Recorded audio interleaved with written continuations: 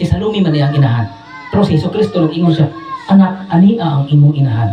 Kung siya tawag sa inahan, kinsa may mga anak dili, kung siya tawag sa iyong inahan, mama. Sakto ang Katoliko nga nag-ingon, Mama Mary.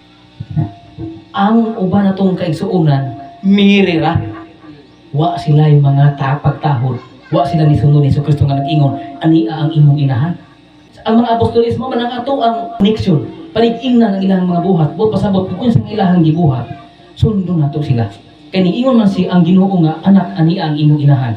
Ang natong masabot nga ang mga apostoles kani ato nagsampit og mama ni Mama Mary. Kay ang tinuod na Kristohanon ni dawat ni Mama Mary.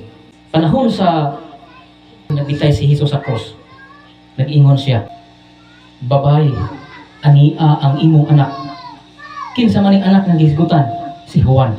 Ato na mabasa diya sa Juan 17 bersikulo 26 ngadto sa 20 Juan 19 bersikulo 26 ngadto sa 27. Nag-ingon si Jesucristo nga, anak, babae, ania ang imong anak.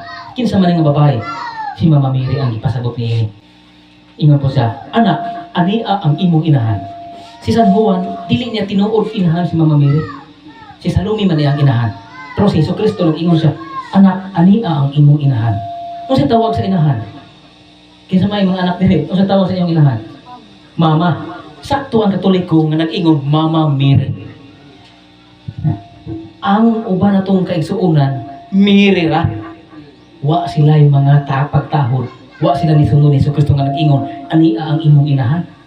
Kasi San Juan, ato mang ang mga apostolismo man ang ato ang atong connection. Panig-ingnan ang ilang mga buhat. Buot pasabot kung unsang ilahang gibuhat. Sundon nato sila. Kaya niingon man si ang Ginoo nga, anak, ania ang imong inahan. Ang natong masabot nga ang mga apostoles kani ato nagsampit og mama ni Mama Mary.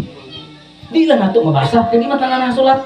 Ya, niingon dito, o tungod ni ana, gidawat, gipasulod sa balay ang si Mama Mary kang Juan. Putol ra ang istorya. Ya, buot na pasabot katupol ng istorya, putol ra pag masulod sa balay, ipagawas na ko dayon. Dili, ang natong masabot kani adto nga ang apostoles ug si Mama Mary kanunay nagkuyog-kuyog. Gidawat mo nila, na gidawat nga ipapahawaon na dayon.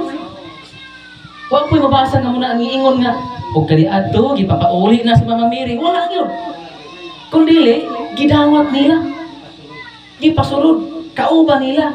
Kiniingon ang Ginoo nga, inahan, ito pasabot magsampit po kag mama. Sakto ang mga Katoliko. Papakin na ito ang Katoliko.